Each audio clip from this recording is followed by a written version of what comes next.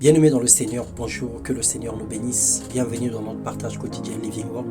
Ce matin, nous allons partager encore la parole de Dieu. Et le thème de notre méditation, devrions-nous réclamer un salaire à Dieu? Alors pour cela, toute la reconnaissance à notre Dieu pour toutes choses qu'il fait, tant présent que passé. Merci pour ses promesses qui s'accomplissent dans nos vies chaque jour. Merci pour sa protection divine. Merci pour sa grâce. Merci pour son amour. Merci pour ses hauts et bienfaits.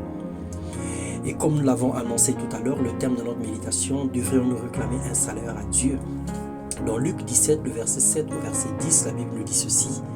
Qui de vous, ayant un serviteur qui laboure ou paie les troupeaux, lui dira quand il revient des champs, approche-toi vite et mets-toi à table?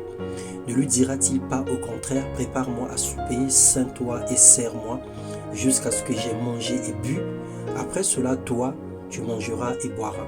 Doit-il la reconnaissance à ce serviteur parce qu'il a fait ce qui lui a été ordonné?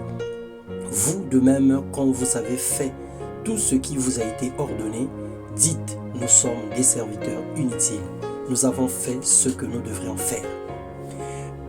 Mon frère, ma sœur, il n'y a pas d'analogie ou il n'y a pas de comparaison entre Dieu et les patrons de ce monde ou les chefs de ce monde. Lorsqu'un homme ou une femme travaillerait un mois pour attendre un salaire calculé suivant la base des nombres d'heures, Dieu lui donne un salaire avant même que nous puissions faire un travail. En effet, lorsque nous n'accomplissons pas la tâche, nous devenons donc des voleurs ou des déserteurs. Mais dans son amour, il ne cesse de nous donner des crédits. Nous n'avons rien à exiger à Dieu. Sa comptabilité est automatique pour les enfants fidèles.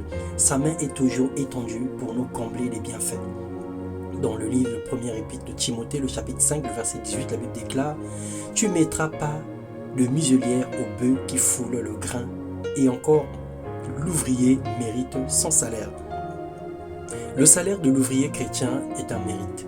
C'est un gain acquis en avance par la foi, car Dieu équipe ses serviteurs avant d'aller en mission. Il garantit leur salaire et leur sécurité. Cependant, le salaire que Dieu verse n'est pas toujours égal à une somme d'argent ou à un bien matériel. Il arrive que Dieu puisse convertir son salaire en bonne santé, en pardon, en protection divine ou en autre chose. Dans Hébreux 6, le verset 10, il est écrit « Car Dieu n'est pas injuste au point d'oublier l'activité que vous avez déployée par amour pour lui dans les services que vous avez rendus et que vous rendez encore à ceux qui... » Plusieurs fois, nous passons par l'ombre de la mort, mais le Seigneur verse le crédit de la vie sur nous à cause de nos bonnes actions. Il regarde dans le livre de souvenirs pour récompenser ses serviteurs. Et souvenez-vous des Dorcas dans les Actes des Apôtres, souvenez-vous de Mardochée dans le livre d'Esther. Lorsque le Seigneur regarde dans le livre de souvenirs, le Seigneur voit tout ce que nous faisons dans le secret et même en public. Et le Seigneur, pour cela, nous tient reconnaissance. Mettons-nous à l'œuvre de façon désintéressée, servons le Seigneur sans attendre quoi que ce soit en retour, sachant qu'il ne nous oubliera jamais. Alors fais l'œuvre de Dieu avec patience et zèle. Sers le Seigneur de tout ton cœur, donne-lui tout ce que tu as, parce qu'il est le maître de temps et des circonstances, il est redevable à personne. Que le Seigneur vous bénisse, soyons humbles, n'exigeons rien à Dieu, au contraire, soyons des enfants soumis, obéissants, marchons comme lui il veut que nous marchions, faisons son œuvre comme lui il le demande, ne nous comportons pas comme Jonas et ne discutons pas les opinions avec le Seigneur.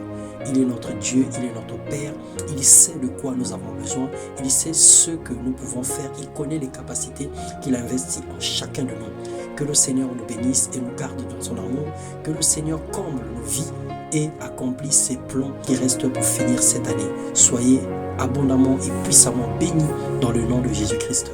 Amen.